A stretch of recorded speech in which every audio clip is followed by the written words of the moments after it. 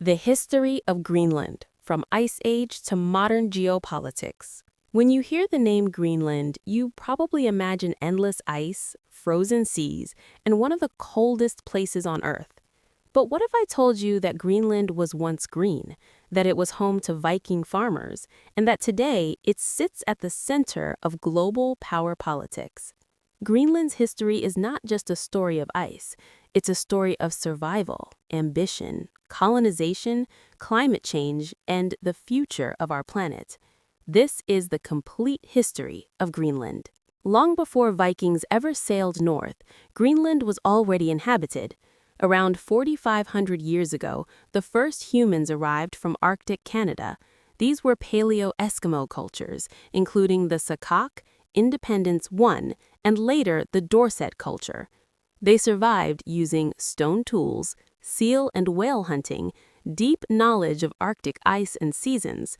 Despite extreme cold, these early people thrived for thousands of years until mysterious disappearances erased some cultures entirely.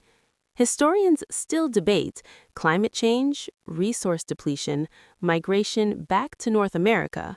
Around 1200 AD, a new group arrived, the Thule people, ancestors of modern Inuit Greenlanders.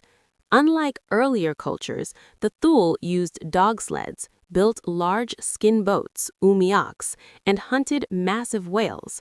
Their advanced technology allowed them to dominate the Arctic, and they're the only indigenous culture to survive continuously in Greenland. Even today, Inuit traditions shape Greenland's language, food, and identity. In 982 AD, a Norwegian outlaw named Eric the Red changed history. Banished from Iceland, Eric sailed west and found Greenland. To attract settlers, he gave it a clever name, Greenland. And surprisingly, during the medieval warm period, parts of southern Greenland were green. Viking settlers built farms and churches, raised sheep and cattle, traded walrus ivory with Europe. At its peak, Greenland had 3,000 Norse settlers.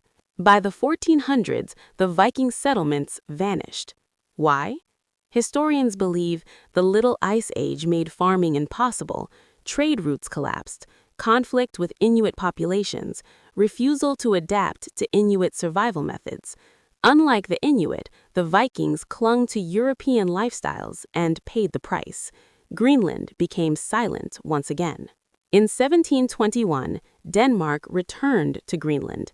Missionary Hans Egede arrived, believing Vikings still lived there. Instead, Denmark colonized Greenland, introduced Christianity, controlled trade and governance. Greenland became a Danish colony for over 200 years. This era brought disease, cultural suppression, and economic dependency. During World War II, Greenland suddenly became strategic. When Denmark fell to Nazi Germany, the United States stepped in, built air bases, including Thule Air Base. This marked the beginning of Greenland's role in Cold War defense, missile detection systems, and Arctic military strategy. Greenland was no longer isolated, it was globally important. In 1979, Greenland gained home rule from Denmark. In 2009, it achieved self-government. This meant control over natural resources, recognition of Inuit identity, Greenlandic language became official. However, Denmark still handles defense, foreign policy, and financial support. Independence remains a long-term goal. Greenland's history is a lesson about adapting or disappearing, power and survival, climate change and global responsibility.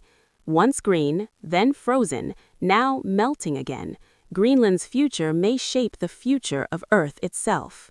If you enjoyed this deep dive into forgotten history, subscribe for more untold stories of our world.